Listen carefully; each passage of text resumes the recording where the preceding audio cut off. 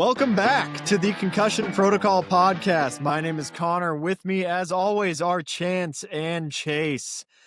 None of our teams won this weekend. None of them. Not a one some of them our didn't even teams. play.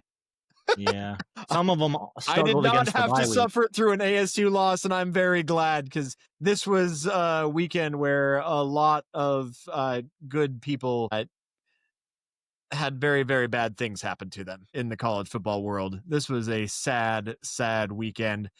We're going to have to do an entire memorial segment, a living wake, if you will. And that is a pun on one of the teams from this dying star that used to produce national champions on a regular basis called the ACC. So much to get into. Some conferences look still wide open. We had some craziness happen in what we've been calling the most boring conference in college football. When was the last time you guys saw a team win on only field goals that was a top 10 team? And how embarrassed should some teams be that at home they lost to a team that only put up field goals?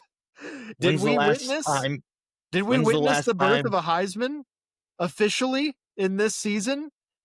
Going into Penn State, did we witness one of the finest displays of athleticism, or was it like, hey man, it really shouldn't have ever gotten to that? We'll get to every single bit of it, but first, we talk a lot about the milestones on this show. As everybody knows, this is a brand new show. This is our first season of covering college football, and we've been just overwhelmed truly by the support that we've been shown. It wasn't too long ago that we were talking about how grateful we were that we had one video that reached 1,000 views, and I think not too long before that we had one video that reached like 500 views or something like that. And guys, this weekend we had 4 videos that reached 1,000 views. We've had comments all over the place.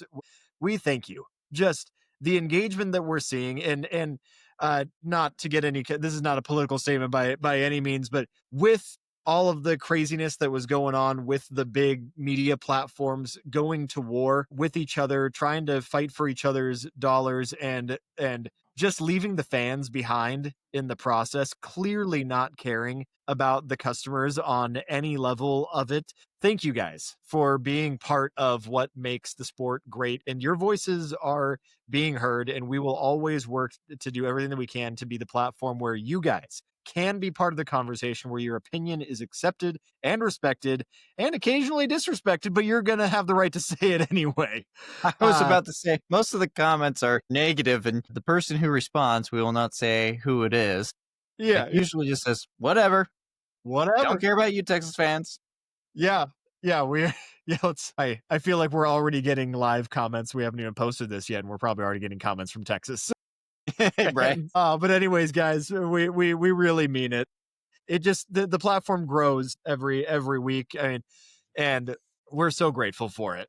We can't wait to keep going with this. We've got some things in the works for once football season ends to keep some things going, and we'll be making more announcements about that as we get closer to it, because right now it's all college football. But we love this show. We love the support that we've gotten for it. And without further ado, let's keep it going. Here's your Week 11 recap. In some ways, this was a very boring weekend of college football. No upsets where you wanted them, but there were definitely some upsets. And the biggest upsets that happened were in the ones that, guys, we wanted the Cinderellas to happen. They looked like they were going to do it. There were so many teams that had the shot. They were right there. It was destiny in their grasp. We'll start off with, we'll probably go like smallest program to biggest, even though this year they were looking like they were a lot more relevant. Come on, Memphis. We believed in you. Memphis, we vouched for you. You guys had every possible opportunity. And honestly, God bless him, Jake Retzloff went off in that game, man. I mean, I take 90% of the credit for that, by the way.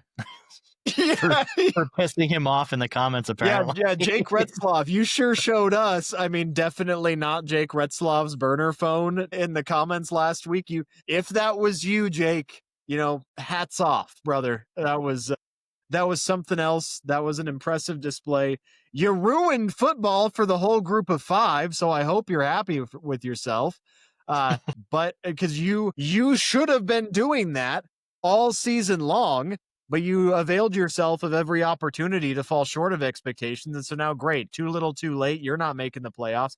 Now, probably neither is Memphis, who's probably still the most deserving team as far as overall talent and skill, but you decided to be so inconsistent that now you've left the door open for legitimately San Diego State and James Madison have a chance.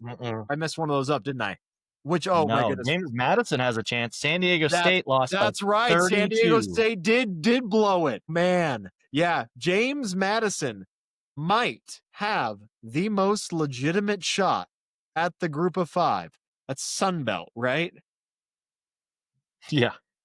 The Sun Belt, the Fun Belt, the 4 out of 5. Because you got to give them credit to probably be better than the MAC, but it's a toss up most of the time for most of those programs over there in the Sun Belt.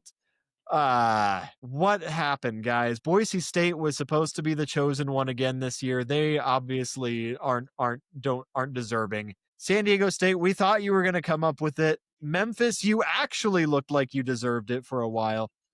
Someone else say something about them. I don't want to have a pity party too long about it, but this whole G5, is it really coming down to JMU? No, there's No. probably 3 or 4 teams still in the mix. North Texas, we forgot about them. But you know what? They're behind because they don't have the tiebreaker to USF.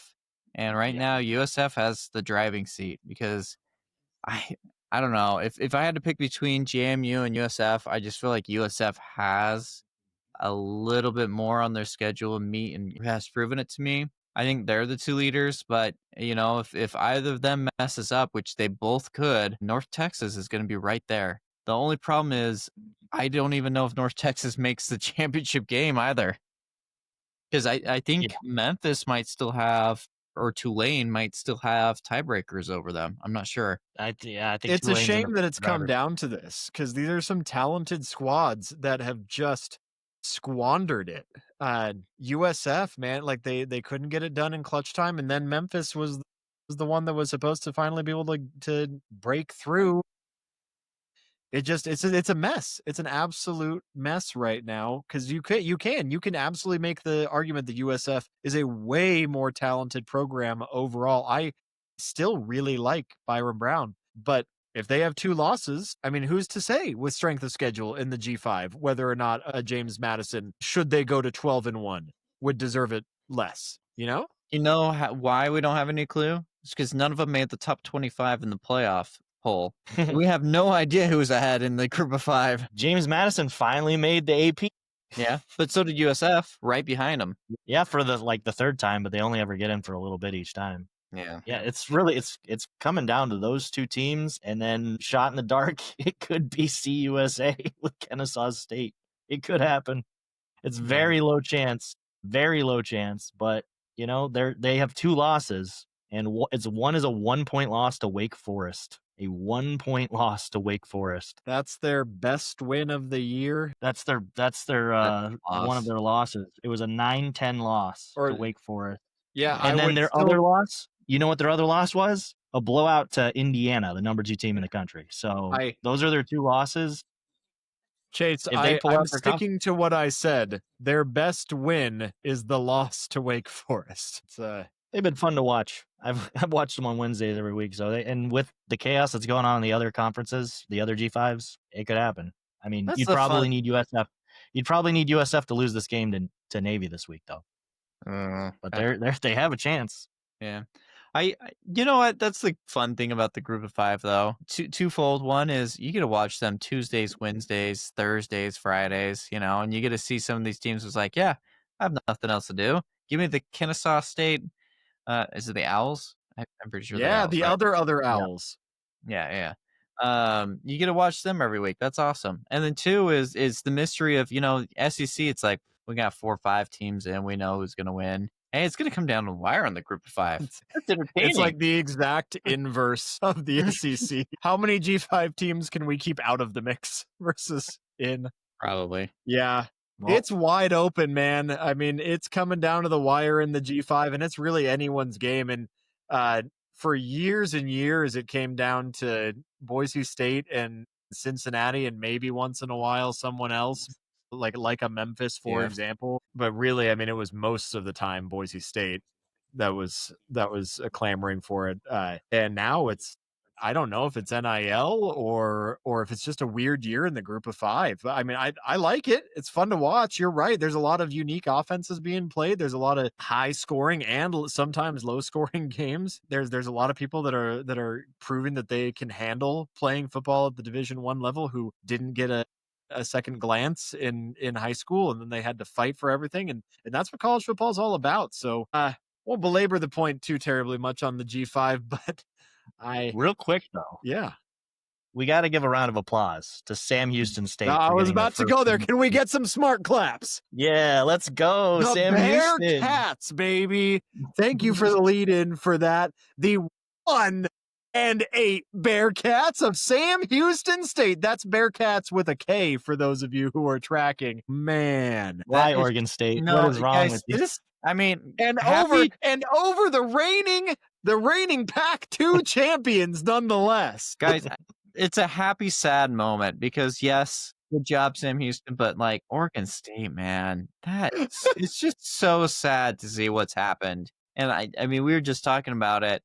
They had a chance to win, and it was like the most Oregon State of Oregon State that, 4th and 4, wide open, you're in the red zone, wide open, the running back just drops it inexplicably.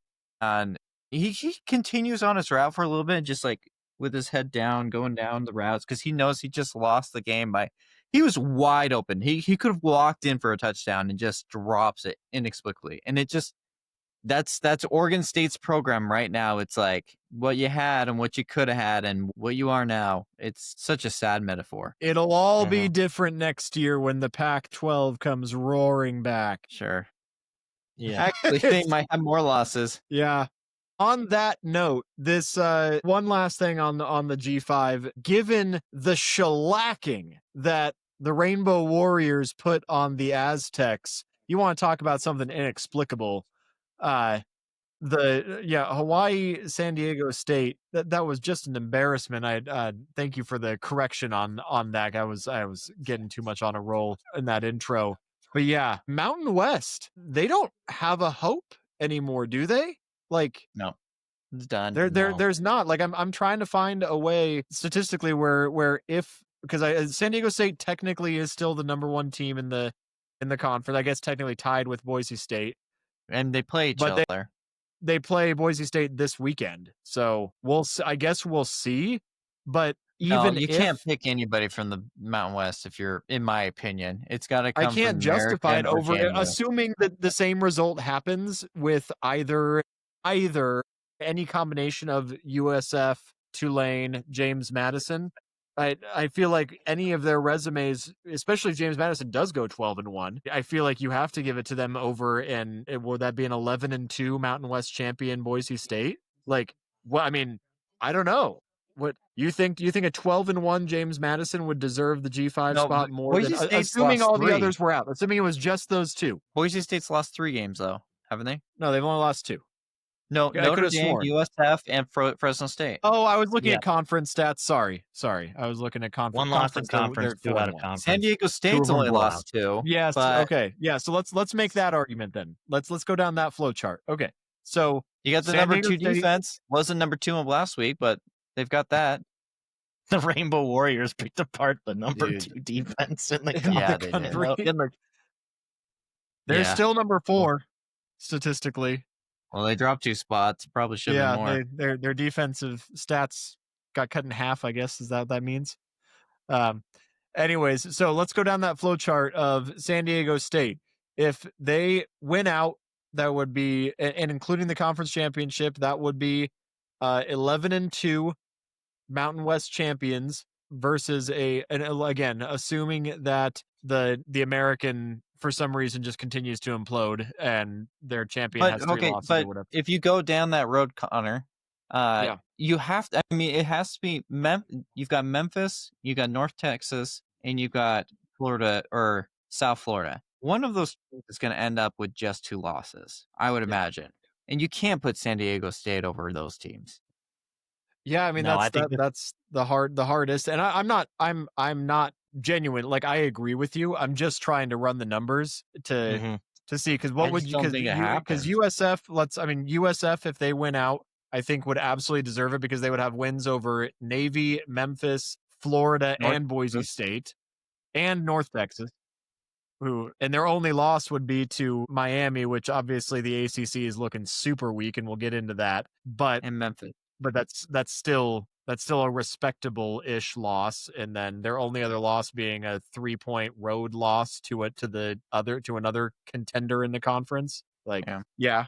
Like, I guess this is what we were talking about in the Group of 5 preview episode. How much at this point in the season do you guys think that let's just say the American and the Mountain West would have to fall in order to get James Madison in there, even with a better record? Like what is there a path for them? 'Cause someone's got to win these games out of the American. I think James Madison right now might be the favorite to get in, and certainly over the Mountain West. I mean, it just depends on how the American ends up. I mean, right now they're the favorite, but I think the American, when it's all said and done, they're going to have a better position too.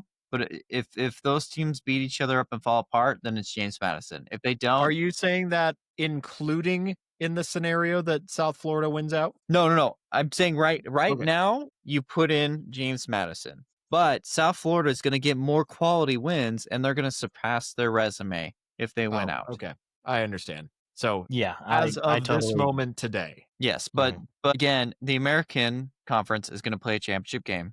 Same with James Madison, but the American Conference championship game is going to be much more of a resume builder that it puts them over top of James Madison. Unless, again, they screw each other over and they just, they all self-inflict themselves. The road to the playoff for the Group of 5, you guys we're kind of all in agreement that the road to the playoff goes through the American Conference, and it would take a calamity of these last 3 games for the American to get left out.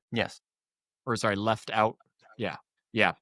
Well, it wouldn't be I guess a calamity, because Navy's not a bad team, but if Navy beats USF, then you just need one other team to basically choke, and then it's James Madison all day.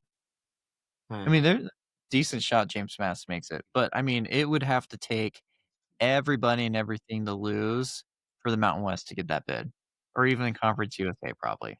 You know what's crazy is, until this last weekend, Memphis was comfortably the number 1 team in the AAC, and they lost 1 game, and now they're considered middle of the pack in that conference. Like, that's how far it's a pretty top heavy conference as far as the conference record goes right now.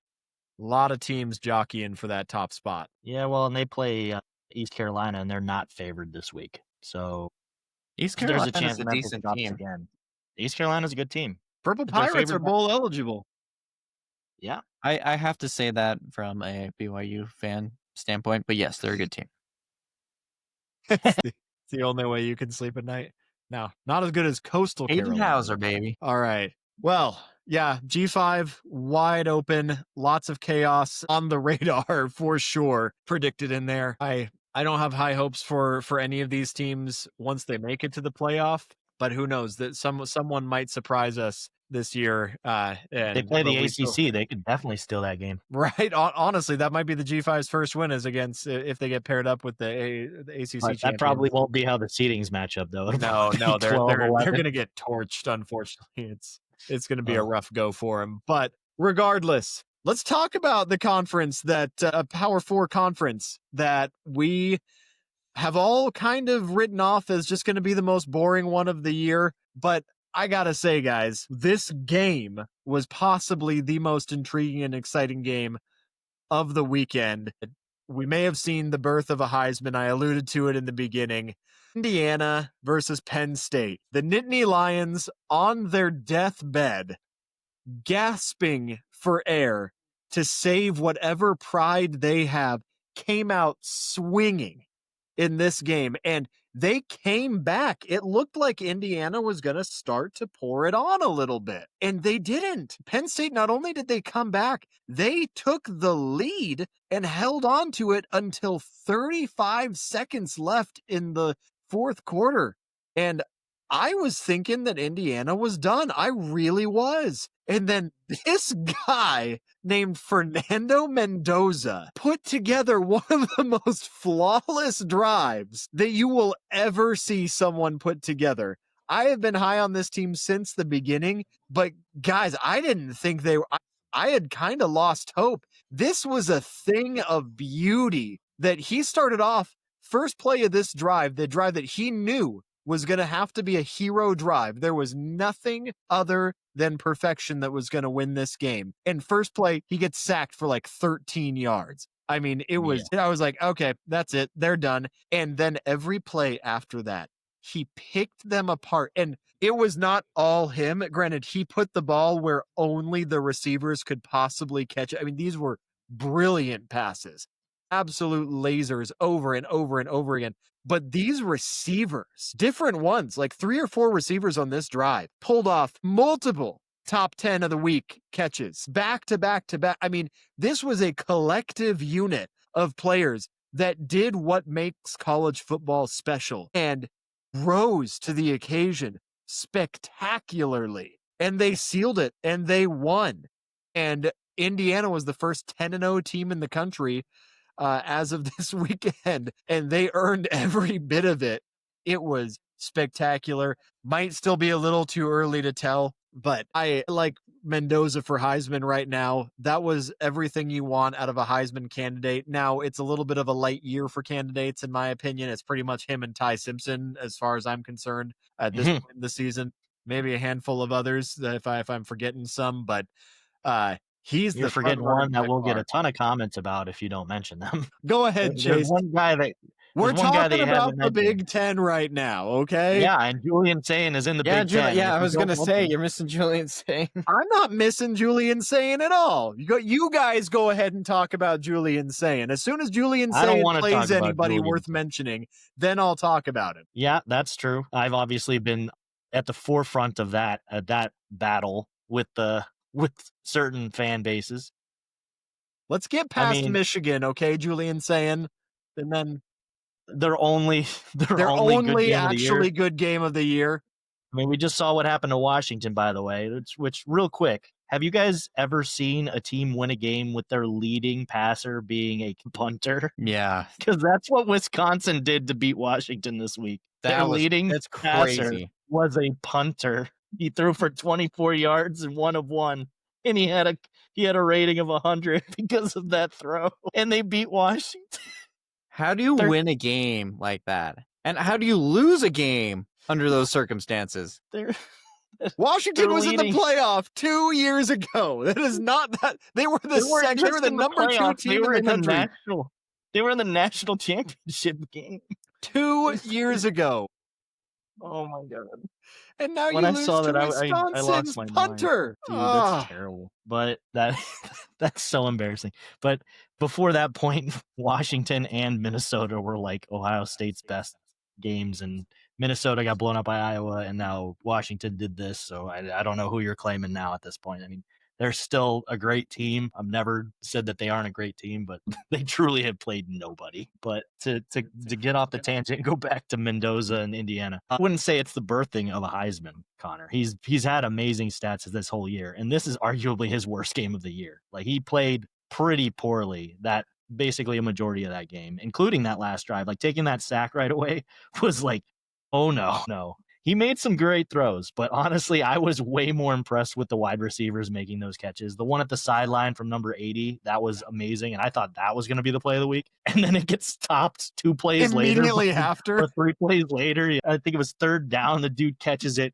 I'm like, there's no way he got a split down. And then it shows it. I was like, no way he got that down. He levitated his other foot as it went out of bounds. I mean, it was... His first foot should have touched down first and been out. And somehow he had the awareness of being like, nah, this foot's out, and steps the other foot instead. There is no way that should have happened. And that was probably one of the best concentration catches I've seen in my life. Like, that was fantastic. At any level, honestly, like that was amazing, truly. So, question for you guys: Indiana now twice has had pretty close games with Iowa and with Penn State now. Are they showing cracks? Are these teams just playing up to potential? How do we feel? Because Indiana is one of those teams where it's like, yeah, they're blowing out every team, but they haven't played anybody in true Big Ten's fashion.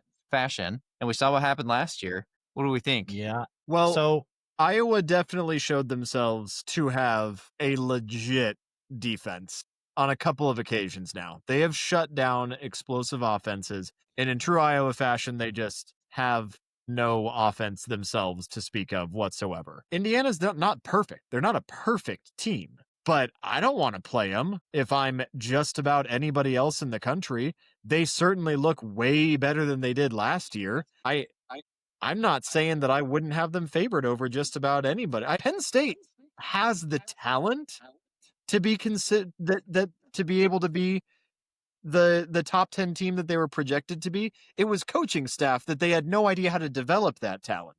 They're that's why I said they were a gasping for air program that has so much pride left to play for, and they put everything they had out on the line and they played to their potential. And So I don't know if they're going to do it again, but that was what they had. Devil's advocate. What about the Ohio State game last week? For Penn State? Yeah. They didn't play that close. It was close at halftime, but that's what it's always been. Even when Penn State has a coach, is at halftime it looks like a game. It'll be 17-14, 14-14, 21-21 maybe. And again, just devil's advocate, Ohio State handled their business a lot better than Indiana did against Penn State. In that one matchup, and in other matchups like Illinois and what's the other team I'm thinking of? Minnesota. They blew them out a lot more. Minnesota. I'm in agreement with you. I think good teams can have a bad game or even two bad games. We look at Ohio State last year, who inexplicably lost to their rivals. Even though I know it's the rivalry game, they're 6-6 Michigan, who do a thing on offense, right? Good teams can have bad days. Most of the time they don't lose them, like Ohio State last year. But I mean, credit to Indiana, they found a way to win. I think having two close games when you blow everybody else out, I think they're okay. I still think they're a powerhouse, but keep your eyes on them for the next couple of weeks and we'll see. Yeah. So I do think that there's cracks to behold. It's not a perfect team, right? But they've looked dominant in other games. So, and I know it's the Big Ten. I know it's the Big Ten, but they look good. And even the best team I've ever watched struggled at home against Auburn in their year, and they only won by like 3. So yeah, but I feel like Auburn is the ultimate outlier, where it's like no matter how bad they are, you got to watch out for Auburn. In fact, they're rarely that good. You have those teams similar with Iowa. Is when you have a team that is just notoriously defensive. If they can keep the score low, they're in that game.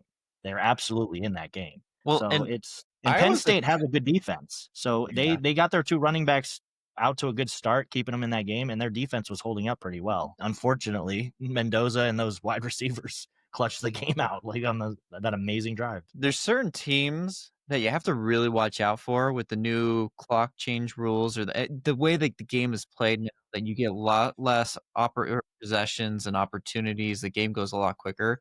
That like Iowa benefits from that extremely well, because if the game prolongs longer, you might get a long play and a long touchdown, and that puts the game out of reach, right? But if you limit those opportunities, they're going to grind you out, and you're going to have to play a full game against those guys, right? So in some ways, they're either trap games or they make those teams better. Iowa, even Penn State, right? Who, known more for stout defense and some offensive players, you could get in a real dogfight with them sometimes. So, yeah. Yeah, I agree on both of those fronts, that there are times when playing hard games makes you builds your grit. It makes you feel vulnerable, and and sometimes if you don't have those games, then it can actually show up later on when you've kind of breezed through. Playoffs for Indiana last year. Well, no, Indiana did lose, and they were not nearly as talented or disciplined. Kurt Cignetti is. Well, I'm just saying they didn't have a close game really until the playoffs last year, where they got blown out. Yeah, I would go back to the Ohio State game, but Sorry, go on. Well, I was hearkening back. I think one of the best examples of that is what was it was the year after Florida State won the title and Jameis Winston. It was the year after that. Well, was that 20? So the first year of the playoffs. I think it was whatever. It was the year that I think Mariota won the Heisman. And 2015. Yeah, okay, 2015. So in that year, Florida State just came off of an amazing season, Heisman winner, national championship, and the conference they kind of breezed through most of their. I mean, they were 13-0 again, if I recall, playoff favorites. And Oregon, I believe, that was one of their famous years where I think they lost to either Stanford or U of A or something like that. And I mean, Mariota, I think had already been given the Heisman at that point, but Florida State went into that game and looked completely unprepared against Oregon. And a lot of people said that it was because they breezed through most of their schedule, and people thought it was because they were just so much better than everybody else. But a lot of it was because of a weak play, and they got really exposed because they hadn't been challenged. And that game, they could have made it interesting. If you go back and watch that game, there were plenty of opportunities where they could have made it interesting and could have kept it close. And obviously, Oregon was not the best team in the country that year because they got pretty well manhandled by Ohio State in the very next game. That is Oregon's sole playoff win. If I remember right, that 2015 Florida State, and I could be wrong, been a long time, they almost lost a bunch of games, actually, and they showed a lot of cracks during the season. It wasn't like they were blowing everybody else out. They almost lost and should have lost a ton of games. I thought that was the year before. I thought that was the year because I remember in 2014, and maybe we can fact check later on. We don't have to belabor this live right now, but I could have sworn that was the year before when Jameis Winston was a Heisman and he had like 0.5 to 1 touchdown to interception ratio or something. And their fourth quarter comebacks, they had like 8 fourth quarter comebacks that year en route to the national championship. Yeah. I thought that was the year before. Maybe I'm wrong. Yeah. So I'm checking right now. By the way, when I said 2015, it was the national championship, 2015 national championship. In January of 2015. 2014-15, just for clarification on that. But yes, they won the ACC championship against Georgia Tech, who was ranked 11 at the time, by 2 points. They won against Florida before that by 5, Boston College by 3, Miami by 4, Virginia by 4, Louisville by 9, Notre Dame by 4, and then everything before that except Clemson was basically a blowout. But Clemson with an overtime 6-point win. So a lot of close games in there. It was especially towards the end of the year. It was like a possession each win almost. Yeah. And then they got blown out by Oregon. Wow, 59-20. Oh, it was if that whole game. They have the whole game on YouTube, and it's pitiful to watch because like it gets to the third quarter and Jameis Winston is like sitting on the bench, just looking with like his lobsters. Yeah, crab. I mean, it's bad. Crab. Sorry, so there's something to be said about teams that can have dominating wins. Basically, is my point. My point remains kind of that there's things to be said about teams that have dominating wins and get challenged throughout the year. And I'm not saying that Indiana is the number one favorite to win it all this year. I am saying though that they look like they can go toe to toe with absolutely anybody right now. And I hope that trend continues. Big difference. And the last thing I have to say about it is big difference between Indiana last year and this year is perception. They did not look like they belonged at all in the top 10. There was arguments for that the whole time. They're at 2 right now. So even if they do end up in the Big Ten championship, they lose to Ohio State or whoever's in it, they're probably either they'll get a bye or they'll be like the 5 seed. They'll have a home game against a lower tier team. So either way, they're going to, because of that perception, regardless of if it's positive or if it's correct or not, they should do way better, even with these cracks forming, because their 2 struggle wins were Iowa on the road and now Penn State on the road. So when they're at home, or I guess we don't know about neutral field yet, but when they're at home, they're fine. So moving on, I have a follow-up question about another game that we alluded to at the beginning, and this is probably the last that we'll talk about the Big Ten because nothing else really happened that was all that interesting. Who should be more concerned or embarrassed, Oregon or Iowa? Who should be wearing more bags on their head right now as a program? There's definitely a future where Oregon bounces back and learns from this and does something in the playoffs. But unfortunately, like I just pointed out when we were talking about Florida State, is Oregon only has one playoff win ever, and it was that game against Florida State. They tend to collapse when it matters. Even when it was in the Pac-12, they were losing these games to Arizona, Stanford, I think ASU one time, like Washington State, Utah, tons of times where they were just screwing up their whole chances when they had no reason to lose to these teams. And now it's a playoff. They're playing against playoff teams. And last year, obviously, they laid an egg and got embarrassed by a team that they had previously beaten in Ohio State. So it's definitely not a great look. I do think Iowa is a little bit better than people thought they were. However, at the same time, even before that game, I was like, Oregon looks weaker. They look weaker this year than last year. And if they're weaker than last year, how do we expect them to do anything if we already think they're weaker? Unless they get a schedule like Penn State in the Penn State last year in the playoffs, then I can't see Oregon doing much better. I will say I have to issue a correction real quick. In the intro, I said that they won on field goals. They did not win just on field goals. They had one rushing touchdown and they had a safety, which is what gave them the weird score count. But still, it was 2-0. A whole lot of field goals in that game. And thank goodness that Oregon has the ability to kick it from 58 yards out or whatever the long was out there. It was just, I mean, that kicker was earning, and he was kicking in the rain too. Like that was rough conditions. There was a legitimate chance that game ended 3-2. It would have been hilarious. It was not too far off kick, of that. And they, I mean, they pulled it out. They're 8-1, but this does not look like an Oregon. Chase, you're correct. This Oregon team, something looks off with them. They look slower than last year.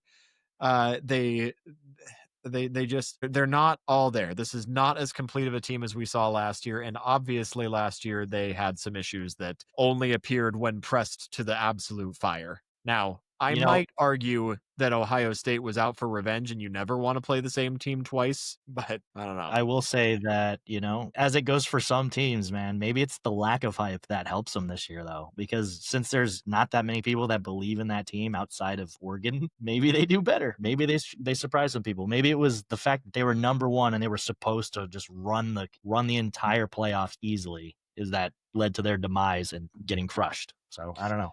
But we'll see. I mean, there was honestly they were number one in the country for the last like 4 or 5 weeks, and there really wasn't a lot to dispute that claim when they kept winning over and over and over again. They've got a pretty manageable end to the season. Home against Minnesota, home against USC, on the road at Washington. Washington obviously appearing to be inconsistent, but that can be a difficult place to play sometimes. Shouldn't be an issue for them, but it's Oregon, so you never know. This is really looking to be that USC game actually could have playoff implications because USC is really trying to make a case for themselves at 7-2 as to why they should get one of those other bids, and beating Oregon would go a very long way towards that. It would that put game them actually solidly in third in the conference. If you look at the makeups of both of those teams, that could be a really fun game. It honestly could. I'm getting hyped for that game. Michigan still has an outside shot, but I have yet to see anything from Michigan to make me really scared of them. I mean, the running attack is good, but I think Michigan fans will agree if their outside shot is just beating Ohio State, they'll take it because the last 4 years, that's what they've done. Yep. I mean, granted, they just really struggled against Purdue this weekend. So they've got Northwestern, Maryland, and then Ohio State. So hopefully they can squeak through these two. And then the game would actually be kind of a big one this year, if only because they're not supposed to win. But they weren't supposed to win last year either. Yeah. They were. So. Not in a million years were they supposed to win last year. So, all right. Any parting shots that we haven't said on the Big Ten? Can we move on from this strange land? Oh, all right. That was the Big Ten. Let's go. Yeah. See, I hate to say it. The SEC still looks really good for the most part, man. Like, it's kind of upsetting me how good this conference looks top to bottom. I mean, overall, like, obviously there's some teams that are really struggling, but Texas A&M, we thought this might be a trap game for them. They took care of business. The Aggies look legit as anybody else. 9-0 for the first time in 33 years. They're a complete looking team. Again, Mizzou is one of those kind of benchmark teams that if you beat them, you're good. If you lose to them, you're bad. They're Against a painfully backup QB, though. Go ahead. Well, they played a backup QB, and I think the stat was like in the SEC, if you're playing your first game, you like against a ranked team, you automatically lose. They're like 0-15 or something like that, or a backup QB. So it was like, yeah, they were gonna lose. I don't know. I don't know how much that game really tells for Texas A&M. I think they've already proven it, but that game was a wash. We already knew it was going to happen. Well, we had a bunch of questions as far as they had 5 of their first 6 games were home games, and their stats, regardless, their stats looked none different. If anything, they looked a little bit better over this 3-game road stretch. And now they've got South Carolina, a flailing South Carolina, 1-6 in the SEC, 3-6 overall. God, were we stupid to ever pick them as a playoff contender, weren't we? And then Samford, because they get that SEC favoritism built in Week 11 bye, and then they play Texas, which could be huge. But if they go 11-0 into Texas, they still could lose that game and still easily be in the driver's, or like at least in the SEC championship game if some other chaos happens, which mostly between Georgia, Ole Miss, and Texas. Like it would be interesting. It would be interesting to see how that one plays out. I would have to look into all the tiebreaker scenarios, but because Georgia and Texas play this weekend, so one of those 2 teams is going to fall to 2 losses in the conference. So even if they drop that last one, then yeah, if Bama still stays undefeated, then it would have to be some kind of tiebreaker between Ole Miss and Texas A&M. But Ole Miss has to keep it going. I mean, I guess Ole Miss probably has the easiest path to get there. They got 2 more games left. It's wide open. There's a lot of teams at the top of this conference. A&M, as it stands right now, A&M is looking like the class to me. Real quick, Aggies fans, how you feeling? You feeling confident? You feeling hopeful? Do you feel like you feeling it now, Mr. Krabs? You feel like you could win it all? Win the Natty? Win the SEC? Do you think you could do it? How do you feel? You can do it. You can do it, Aggies fans. Don't worry about that on the game against Texas. How do you feel? Let us know in the comments. How do you feel right now? Thinking about your last game of the season being against Texas on the road. Do you feel like you can do it? Hey, let us know. Not to break up the beautiful what you're doing there, Chase. Love it. But you know what would help Texas A&M? If they had an extra hype man, if they had an instructional yell squad leader helping them out, teaching them some of the moves and everything. Yeah, he'd even get his chest waxed for it. Yeah. When's that going to happen? As soon as you guys buy me the Yell Squad outfit. Go get it. I don't care. Go get it. You Christmas got the card? Coming up. What'd you say? Yeah. Maybe that's the secret sauce. Hey, but I mean, Texas A&M should on paper be way better than Texas right now because Texas A&M has a really highly touted mobile quarterback, right? But Texas A&M's defense has been stepping up lately. But Texas A&M has the way better home field advantage. There might be a recipe here. Don't worry, A&M fans. When have they ever let you down? When have they ever let you down? You can trust them this year. You're safe. This is their year, Aggies.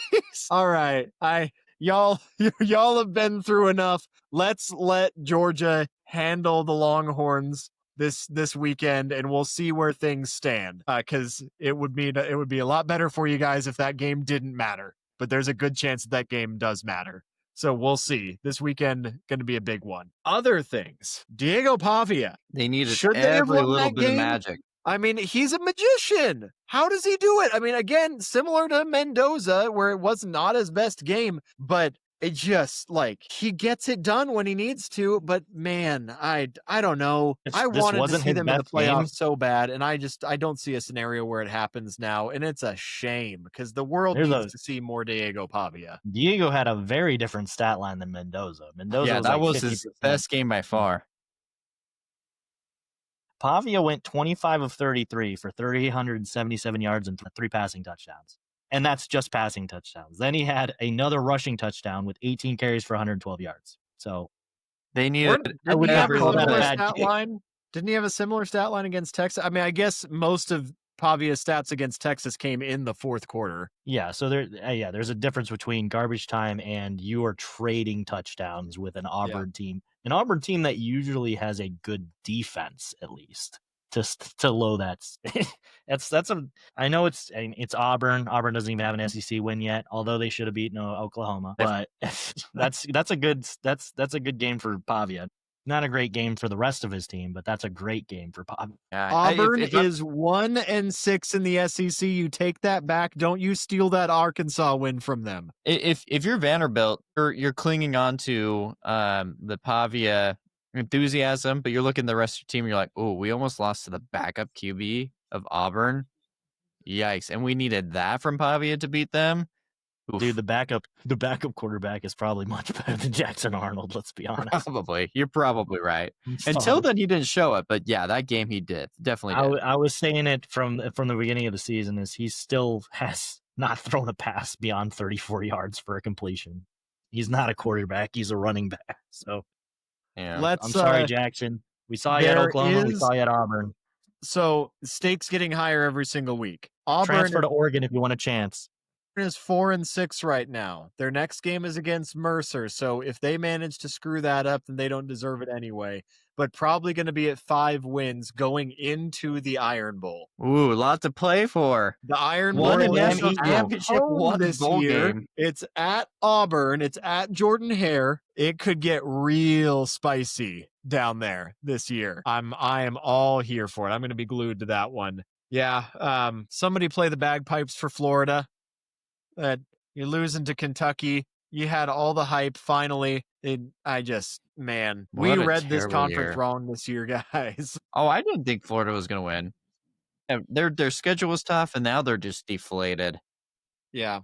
No. G.J. Lagway is going to play for Miami next year, and he's going to go 10-2 and throw a bunch of picks to get him out of the playoffs. Yep. So grass is not always good on you, Kentucky. But like whatever, doesn't matter. Nothing matters in the state of Florida in football anymore. It almost would have really mattered to me. I almost picked them. The Dolphins are trash. The Jaguars are trash. It was Dolphins just beat the Bills. Yeah, that's true. Yeah. The problem was that it was too far-fetched of a parlay, Connor. You should know this because I basically would have put money on Iowa, Rutgers, Clemson, and Kentucky. And I would have gotten 3 of 4 if I did. That payout would have been nuts if you did put that part. I would have gotten 3 of 4, almost all 4 if Iowa would have not choked the end of the game. I know. So nothing else really that crazy happening in the SEC. The games that Chase, do you want to talk about LSU Alabama? I mean, nope. I'm not going to make you do it. It's the same thing every year, guys. You know, I didn't expect them to win the game. I thought that they would have an opportunity, and that's really the sad thing is they did. They had an opportunity to win this game, and that says a lot more about Alabama. Like we only scored 9 points in that game, and we got robbed on a lot of calls. And that happens every year, but truly in 3 of 4 plays in a row, 3 of 4 plays. Reviews. If the other team had the ball, they would not have reviewed that. The ball would have been the next play would have started. They wouldn't have even thought about it. They might have done the first one. They wouldn't have done the next 2. That back to back, when there's constantly complaints about game run times and how long the referees take to do those reviews, there's no way. But because it's Bama, and we want to make sure that our Pookie doesn't lose another bad game, you had to do it. So, I mean, at the end of the day, LSU's running game is atrocious. Their offense is atrocious. Their defense is solid, but they did not have a team to support them. You know, the backup came in, did a pretty good job. Didn't have too much faith in him because he came from Mississippi State, a team that was terrible last year, so I'm not that impressed. But he made it interesting for a little bit. But it is what it is. He tried real hard. And honestly, he put a couple of dimes on player. Like we were talking about this during the game, that there were a lot of factors into that loss. The officiating was abysmal. I mean, it was atrocious. Like, I'm not even an LSU fan, and I was disgusted. I was nauseated by the breaks that Bama was getting over, and it just spoon fed that win on a platter. I mean, it was disgusting, horrifyingly bad officiating. But LSU's receivers just coated their hands with grease and butter and whatever other banana peels all over their gloves, just whatever slippery substance they had. I mean, these are potential, NFL caliber receivers that just dropped them, just right in the chest, right in the mitts, wide open drops. And rough. So, yeah, Bama didn't deserve it, but how many times are we going to say that? So, good luck to the NFL team that drafts Nussmeier, by the way. I wouldn't waste more than a 7th round pick on him. I'll be completely honest. Yeah, we'll see. All right, SEC, going to come down to the wire, as it so often does. Good games coming all over the place in that league. The Big 12. Supposed to be the most important game of the week. Chance, I hate to do it to you, but it's your boys. I'm gonna make you talk about them. Go ahead. The floor is yours. Get it all out. Everybody was just, it's almost like a family member died. They were just texting me like, so sorry, man. Such a bummer, man, I'll see you next year kind of thing. And probably a lot of BYU fans are feeling that way. You shouldn't. You're still okay. I mean, if Texas Tech would have lost, maybe they should have felt that way. But I mean, the good thing is Utah did you a huge favor because they got slotted at the 13th spot in the playoff pool. Well, guess what? They can't put BYU, a 1-loss BYU team, behind a 2-loss Utah team that they beat. They just can't. So you're probably slotted at like 12 right now and still have a very clear pathway to the playoffs. So you keep watching your team, keep rooting for them. They got to figure some stuff out, but season's not over. You're okay. LSU, yeah, you're toast. And next year, you got to figure some stuff out in the portal with your coach. You're in a whirlwind. Sorry, Chase. But BYU fans, you're okay. We doing the salt on the wound thing again? Do we really got to do that?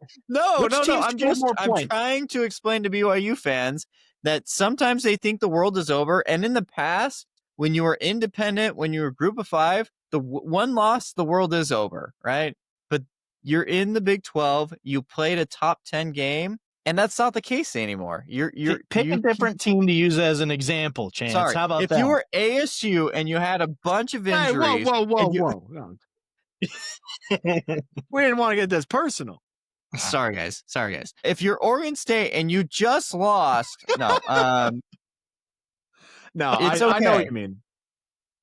And you know what? There was good to take away, and there's bad to take away.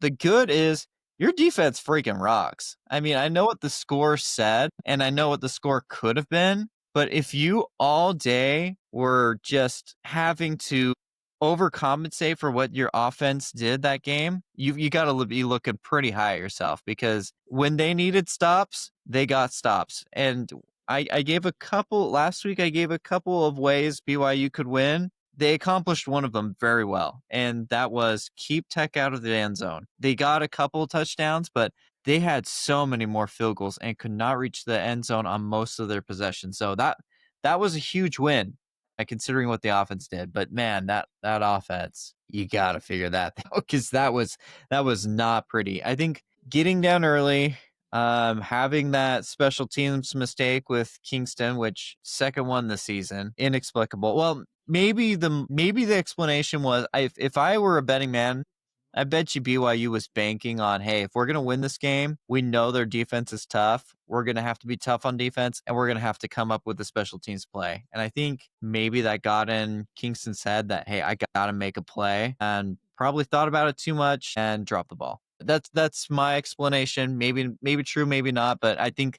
that was part of their game plan is, hey, we need to rock and roll on special teams, and did the opposite because of that. But we found out in the past, BYU has been able to overcome some adversities. You're not doing that against Tech. Absolutely not. And I saw one of the interceptions by Bear Bachmeier, the pure panic in him where he dodged a couple sacks and he's like, I need to make a play. The game was probably already over.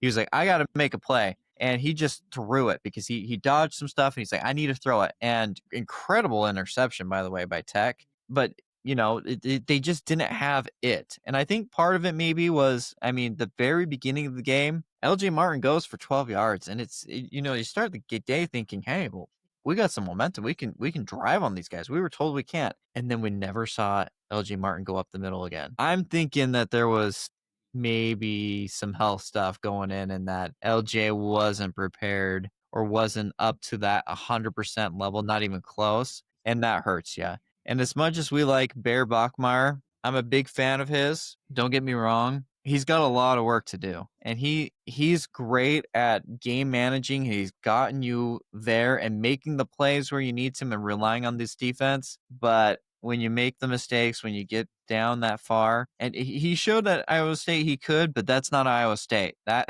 was Tech, and he's not ready quite yet for that moment, unfortunately. I'd love to see a rematch. I think it's very plausible. I think it will happen. I think it's going to happen in a very different way. Do I think you win in a rematch?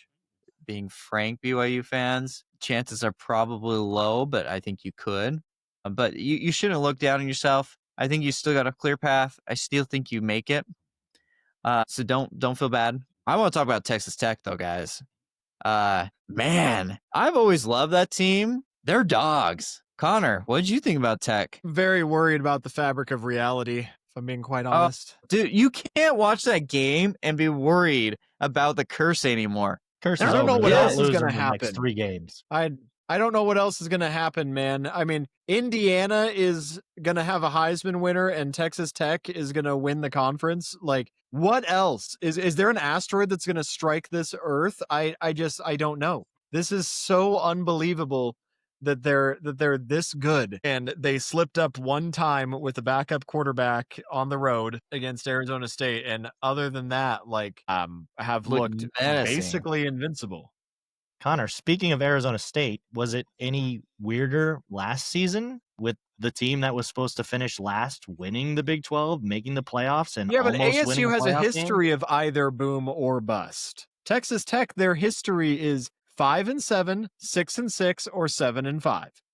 Okay, but when has ASU's boom ever been the playoffs? So that there's definitely some magic last season too. Obviously, You can't compare these programs. Texas Tech exists just much like the city of Lubbock, Texas. It exists in its own bubble, untouched by time or reality itself. The desert very is so touched by tortillas. the desert there is so inhospitable that only those who have supernatural abilities to exist in that environment, because they're so pickled by whiskey and Coors Light, are able to actually survive. I'm not sure that anybody in the city of Lubbock has drank water in the last year or two. Maybe they have like their annual glass of What are we water. talking about? I think he's sundowning. Lubbock's what is going on here? Lubbock's a rough place, man. If you've ever gone through there, Connor, it's a weird town. Connor, this fan base deserves everything that's coming to them right now. These guys were out in tents for days. We were so excited. Have you seen some of their videos and the atmosphere and everything? This is awesome. I love this team. I love this crowd. I love Tech, man. I'm bought in. And you know what? I'm going to say something that you may not agree with. I think they're contenders for the championship. I legit do. When you look at it, there's playoff contenders, people who can make the playoffs, who can win a game or two.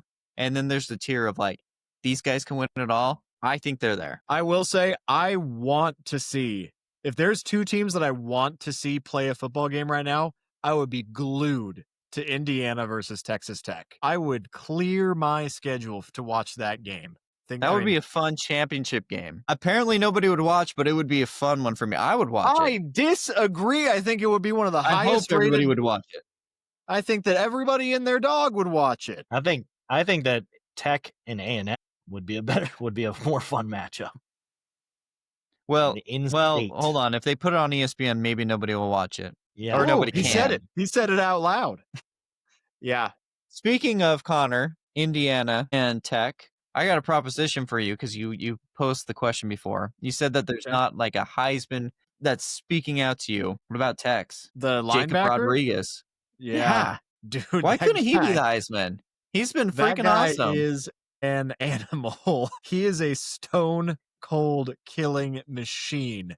And it's a little bit funny because his like helicopter pilot wife has become like the Travis Kelce, Taylor Swift of college football this year. It's like literally every time he makes a play, like they cut over to her in the stands, and I'm like, honestly, she's a lot more tolerable of a human than T-Dog, but but yeah, I think the guy, if there was to be a Heisman race that's kind of open, and it a little bit is like, it's not just it's not a very quarterback heavy year. I mean, there's a handful that are clear front runners, but if there was a year that a defensive player could snag it, I mean, it might be him, and he's got every stat line to prove it. No, I don't think they won't ever let a defensive player unless they play true offense defensive too. player. Yeah. But no, I the think only reason Travis Hunter won is because he split snaps. Like, let's be honest. Right. But I think they should. I mean, he's playing to the level. He's making that impact. No, he should be in the conversation. I just doubt that they would give it to him. And honestly, if Fernando Mendoza or Julian Zan, but I'm just going to talk about Mendoza. If Mendoza keeps playing the way he is and keeps pulling off the heroics, like, they like the flash, they like the quarterbacks. That's what the voters want to see. And so, but no, that's not taking anything away from Rodriguez. I'm just saying it's always an uphill battle for a defender, but he is a world-class linebacker. That's true. He should first round pick, absolutely. He should sweep awards. If he doesn't, I'll probably be mad because that guy, he's capable of a lot. Incredible. Let's finish the Big 12. Hold on, I got one more rant. I got to go on, Connor. Oh? So sorry. I got one more rant. I kept hearing the big networks, one in particular, whenever they talk about Tech, have to bring up the money. And I'm getting so sick of this made-up BS narrative, guys. In one way, I think the narrative is true in the fact that money brings you a lot of championships and a lot of players and a lot of wins. I'm not saying it doesn't, because look at Ohio State last year. Who spent the most money and had the most expensive roster last year? Ohio State. Who won? Ohio State.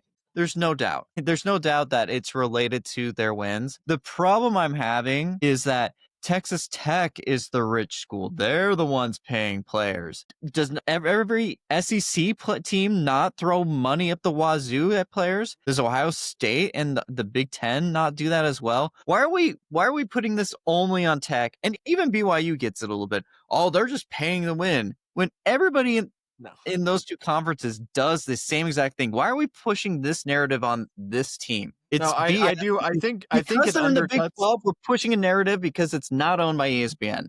I'm so sick of it. And I think it NIL does. was illegal and everybody did it. And no crap on that. It does. It undercuts the work that they have done as players and as coaching staff and what they've played to. Because I'm sorry, like, we're talking about college booster money. There's money. There's money at Ohio State. There's money at Michigan. Oregon? You're joking? USC? UCLA? Give me a break. Clemson, and no shade, Florida? This stop. Miami? Don't give me this that it's just because they have some oil baron in Texas. That it is a little bit disrespectful, and you act like every other school doesn't have crazy amounts of resources. So at least enough resources to keep the lights on in your buildings. So yeah, I totally agree with you. Let's look at it this way too. Go ahead, finish it out. I'm back. Get it all out, buddy.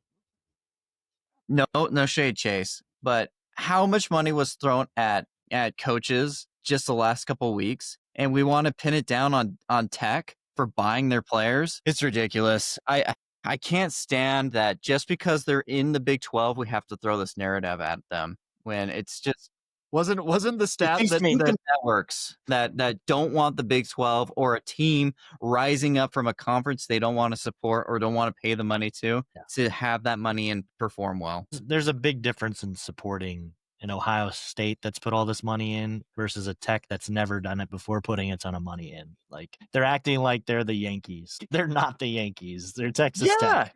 We should be like happy for these fans in Lubbock that don't drink water, apparently, according to Connor. They deserve it. Why can't they have it? Why do we have to give them crap for having it? I don't know. As soon as you guys go to Lubbock, you can tell me it's not like that. But if anything, we should be giving more crap to Oregon for putting in that amount of money and never getting there. Yeah. Oregon, who famously is falling short in spite of having enough resources where they never have to wear the same socks 2 times in a row. Like, give me a break.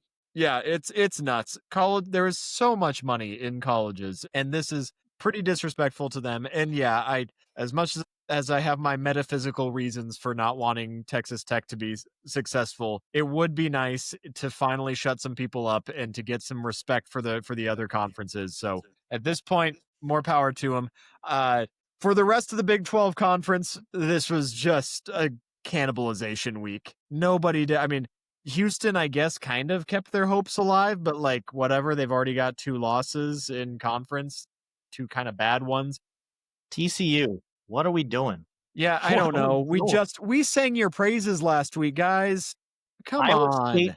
Iowa State fans have been in our comments telling us about how destroyed their defense is. They have like no starters left on defense.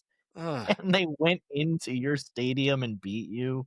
Come on, man. I know you guys have injuries too, but Iowa State is not the same team they were week 1. They are literally like 50% a different team right now. Like that. Well, and the thing is too, they scored 14 of those points in the 4th quarter. They were losing that game the whole way, or almost basically losing that game most of the game. Like they were, it was 10-6 for most of the game, and then all of a sudden, State all of a sudden found explosive offense out of nowhere and on the road. Yeah, Kansas almost beat Arizona. Kansas, in spite of having every statistical number in their favor, lost to Arizona because that's just how bad they are. Arizona is a quiet 6-3 right now. Connor, you don't have to talk about Kansas anymore. It's okay. It's okay. Okay. You already spun the wheel. It's okay. Colorado out of bowl game contention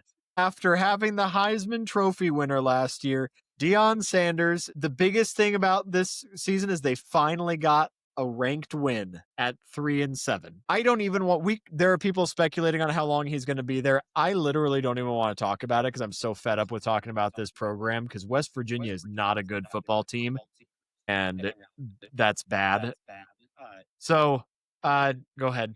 Yeah, not much to be said on the Big 12 this week outside of the one game, which like you said, Chance, both teams technically do still have playoff hopes alive, still wide open. This next week is going to be big. The ACC, to put a cap on our Week 11 recap. Hey, Connor, did you just say that Colorado beat West Virginia? No, I didn't say that, did I?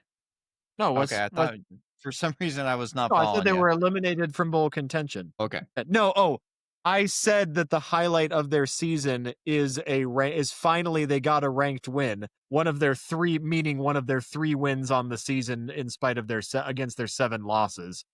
Gotcha.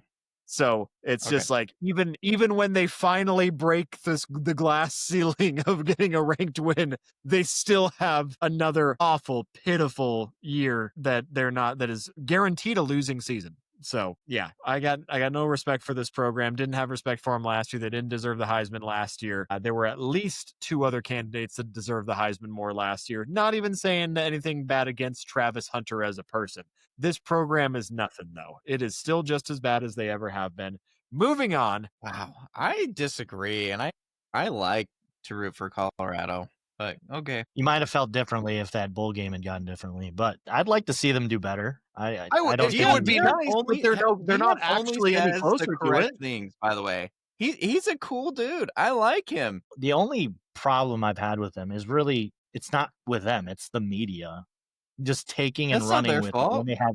I know that's what I said. What do you mean it's not their fault? It's the media. Deion Sanders is a taking and running master with of the media. That's his whole thing. He loves What and has he I'm not even- done I'm not even to criticizing be him. He's like, hey, really, it's all really about good. me and it's all about this team and we're better than everybody else and you should talk to us about that way. Sure, his son, you can say that about his son, but you can't say that about Deion. He is an expert at. I'm not saying that he is good with PR. I'm not saying it as a negative. He's an amazing PR But you just guy. said you wanted to see them burn. They are burning. I don't You want to said talk you like about to them see them anymore because burn. they're no chance. They are burning. They are just as much of a dumpster program as they have been. They are no closer to being good than they were before Deion came into the picture. Well, they were the worst football team in the FBS before he arrived. So I don't know if that's entirely true, but okay, so maybe they're a half step up from where they were. That's not saying much. it's really hard to take over a football team and transition. And I think he's not done a great job this year, but I thought last year and the year before he did a good job. I was one of the biggest ones to say this year in the Big 12 preview episode. We talked about that. I was like, it would be really, really good for Colorado, really, really good for college football if Colorado could actually get it together. But they've proven that they're just no closer to it. That's all I'm saying. They're no closer to it than they were before. On your face as you said it, I guess. I'm just tired of talking about it because, like, I want them to either be good or stop getting the hype. Like, they're not good anyway. Hey, not everybody can be Kurt Signetti and take a trash program and make them something. So relax. That's all I'm saying. You guys keep your coach. He'll get them back to being a decent team.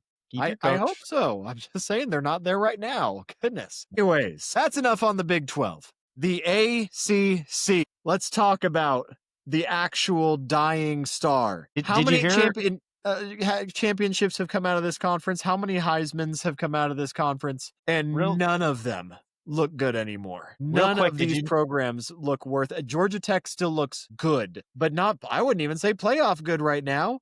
Their defense looks in shambles. Connor, what? Real quick, did you hear that they were planning on changing the name of the ACC? To what? ASS. Because that's their entire conference. That's their entire conference. They shouldn't even. There's a lot of people advocating that they don't even get a bid this year, and I honestly getting closer to being on that train. I think they will get one, but I'm not saying that they necessarily. Yeah, they're gonna get one just because like someone's gonna come out on top over there because it has to be. But are you joking? Unless they somehow finagle to say we are going to give the American Conference a bid and James Madison a bid above the ACC, they're getting a bid.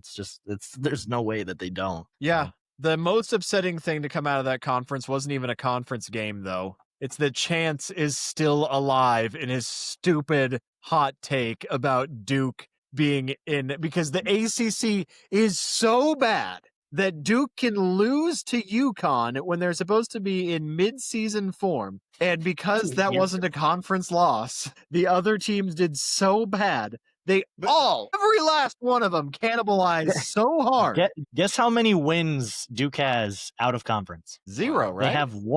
They have one win out of conference. You know who they beat? Who was that? Elon.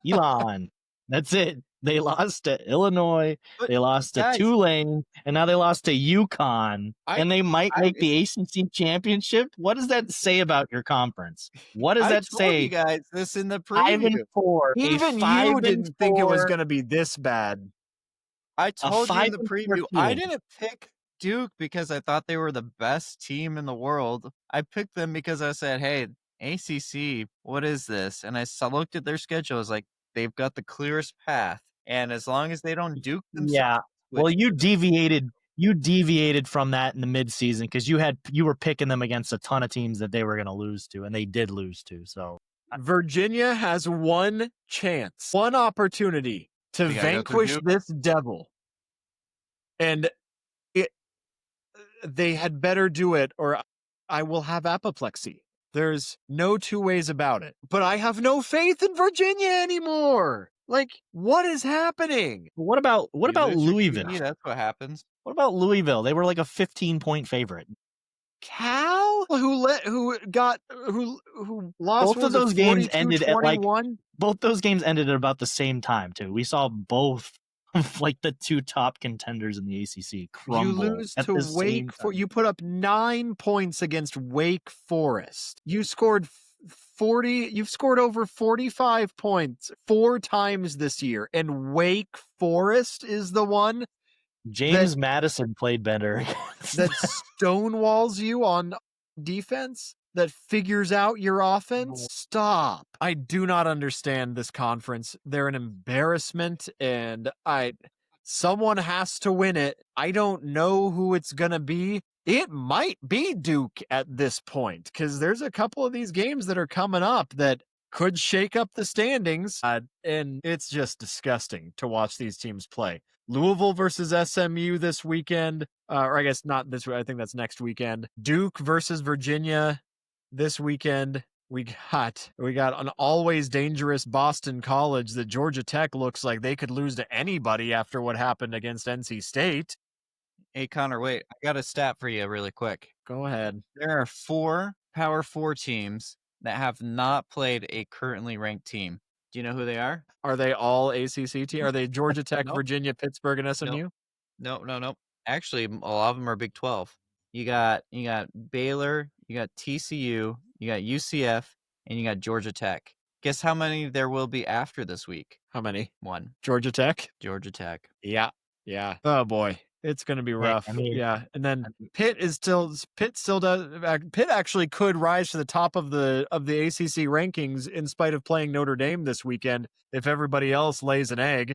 Just wait. You wait until I get to my preview of that game. Ooh. All right. You wait. Well, speaking of that, we're going to be doing something a little bit different this week. Unless anybody wants to talk about The Walking Dead over on the Atlantic coast, I'm ready to move on to our closing segment. We're going to start splitting up these episodes into a look back, week 11 recap, and a week 12 forward. Try to make it a little bit more efficient for you guys. So let's go cap it off, this recap. We talked about the past. Now, Chance, let's talk about the future. This is Chance's stock picks of the week, which coincidentally enough are just about the last week. So it's not really about the future, but yes, the trajectory of the future, I guess. Interesting week, guys. I got a couple for you. Let's start out with the bang. Stock down. I've got the Big 10 gray areas. Chase, I think I mentioned it to you. Some may call it clever, some may call it dirty, but those Big 10 coaches like to find exploitations in the rules a little bit.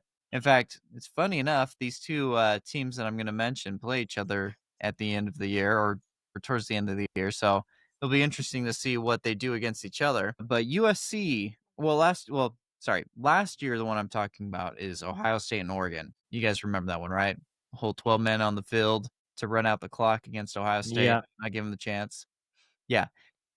Quickly after that happened, the rule had to get changed, right? This year or last week, very similar situation. I would put my money that this rule is going to be changed really quick. And it involves numbers and punters and quarterbacks. They're in the game. USC puts in number 80, which 2 people have the number 80 apparently on USC, a punter and a QB. How would you know if you're on the field which is which? I don't know. They have the same number and look like the same dude. Well, USC runs a trick play and puts in the QB, not the punter, and gets a first down. How we feel about that, guys? Ooh, that's some standard USC nonsense. Yeah, here goes people Connor doing trash things. Yeah, here comes Connor's prejudice again. He's like an old man on his lawn, on his patio, just yelling at kids. Back in my day, get off if my you did lawn. that, how would you feel, Connor? I would think that's a very low integrity move. You got to win based off of your skill, that shouldn't be allowed. Here's the thing. I love trick plays in football. I think there's nothing like it, especially in college football, right? You think about Boise State and the Statue of Liberty and like iconic plays. A lot of them are trick plays, awesome plays. I think the difference in my mind is like Is it deceptive because of like the play or anything, or is it deceptive because like, ooh, it's a gray area and we can exploit it in the rule book? And it feels very Patriot like, some of the way that these guys are doing it. The Patriots always do that. Like, you find the gray areas in the rules, and they would have to change the next week because they found some exploitation of them. I don't know. Big Ten's finding lots of ways to exploit those rules lately. Yeah, I don't like it by itself, but the thing with USC is now they've had 2 touchdowns taken away from them because of ineligible receiver downfield. And those are cool trick plays. And those are terrible calls. They had a guy that was downfield was nowhere near anything, and it's such a dumb rule. So, I don't think it's cool that they're doing it, but do I care? No, I don't. I think they should get away with it because they're getting robbed in other ways by rules. So if they exploit a rule here, go for it, I guess, because that's so cheesy that those got removed because they were amazing trick plays that got blown dead because of dumb bukkake, like just garbage. All right, fair enough. Stock mark. All right, next one. So stock. This one's a question mark.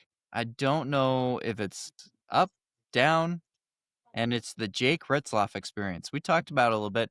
Connor, you said that he played out of his mind. I'm going to tell you a couple things about his game because I watched that whole thing and I made some commentary on it, and I had a very odd time with my Jake Retzlaff experience.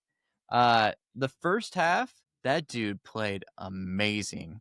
And I mean, some of the best throws I've seen this whole season, and maybe one of the best first half performances I've ever seen in my lifetime.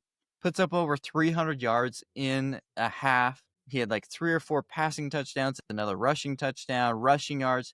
The dude was invincible. Come the second half, he put together a good first drive. And then from the 12:38 mark in the third quarter, Connor, he completed 1 pass for the rest of the game for 0 yards. That is the ultimate Jake Retzlaff experience if I have ever seen one. To just put up an incredible half and then just 0 yards the last 2:38 in the quarter. Jake Retzlaff, everybody. Jake Retzlaff. Hey, he put the game to rest with that run with his legs in that last play, though. Yeah, the very last play, he came back off the bench and played. He had to get to his burner account and tell everybody how they were wrong during the second half, I guess. Had to take a rest.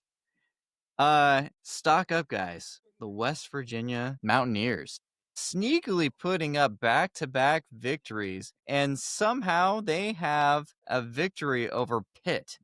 They might be the Big 12's Florida this year, where you don't want to mess with them. Stock down. Oh, we already talked about Oregon State. We'll skip that one. Oof. And San Diego State. Some rough week for some of these guys. All right, let's talk about stock up then. Hey, Connor, have you ever heard of the name Antoine Raymond? Why do I know that name? I'm because you didn't know him before the show, and I mentioned him to you. The Rutgers running back. That's right.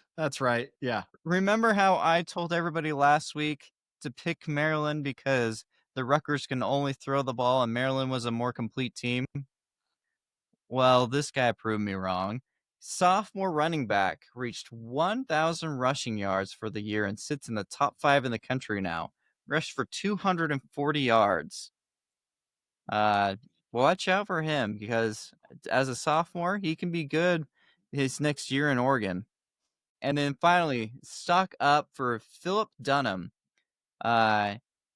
This guy, UCF, his team lost, but he did everything he could to win the game for them. Dunham was the PFF Player of the Week.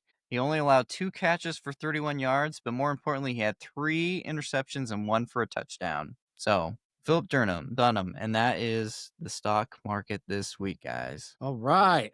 And that is our Week 11 recap. We are going to call it there for this episode, and we will be right back with our Week 12 preview. We'll catch you guys on the next one.